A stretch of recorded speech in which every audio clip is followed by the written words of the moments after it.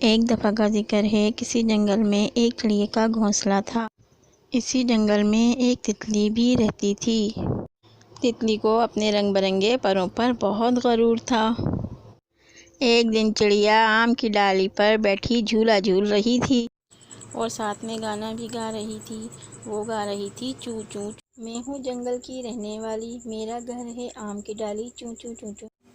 تتلی بیٹھی چڑیا کا گانا سن رہی تھی۔ وہ بولی، ارے چڑیا، بس آواز ہی آواز ہے، مجھے دیکھو کتنی اچھی شکل ہے میری، کہاں میرے نیلے اور خوبصورت پر اور کہاں تمہاری بھوری رنگت۔ چڑیا بولی، اللہ تعالیٰ نے جیسا مجھے بنایا ہے اللہ کا شکر ہے۔ درخت کے نیچے ایک بلی بھی تھی۔ ان کی باتیں سن کر اس کے کان کھڑے ہو گئے۔ چڑیا نے بلی سے کہا، میری آواز زیادہ خوبصورت ہے یا تتلی کی شکل؟ بلی نے کہا، مجھ بوڑھی کو نہ ہی تمہاری آواز سنائی دیتی ہے اور نہ ہی تتلی کی شکل نظر آتی ہے، تم میرے پاس آ کر بیٹھ، شاید قریب سے آواز سنائی اور شکل دکھائی۔ درخت کی ڈال پر طوطا بیٹھا ہوا تھا۔ وہ یہ باتیں سن کر بہت ہنسا اور بولا، ارے بی چڑیا، بلی کو نہ تو تمہاری آواز اچھی لگتی ہے اور نہ ہی تتلی کی شکل اچھی لگتی ہے۔ ایک کوا زمین پر کچھ چگ رہا تھا۔ وہ بولا، بلی کو تو تمہاری ایک چیز پسند ہے۔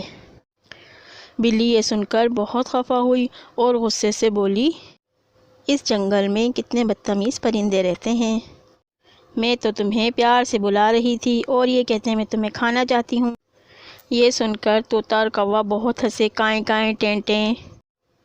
ابھی کوا اور طوطا دونوں باتیں ہی کر رہے تھے کہ بلی نے موقع پا کر تتلی پر حملہ کرنے لگی، جو کہ پاس بیٹھی تھی۔ تو چڑیا بولی کہ تتلی بہن اڑ جاؤ، تو تتلی فٹ سے اڑ گئی اور درخت کے سبز پتوں میں چھپ گئی اور تتلی کی جان بچ گئی۔ تو تتلی چڑیا کے پاس گئی اور بہت شرمندہ ہوئی، معافی بھی مانگی اور بولی، اللہ نے کسی کو بھی بغیر مقصد کے پیدا نہیں کیا۔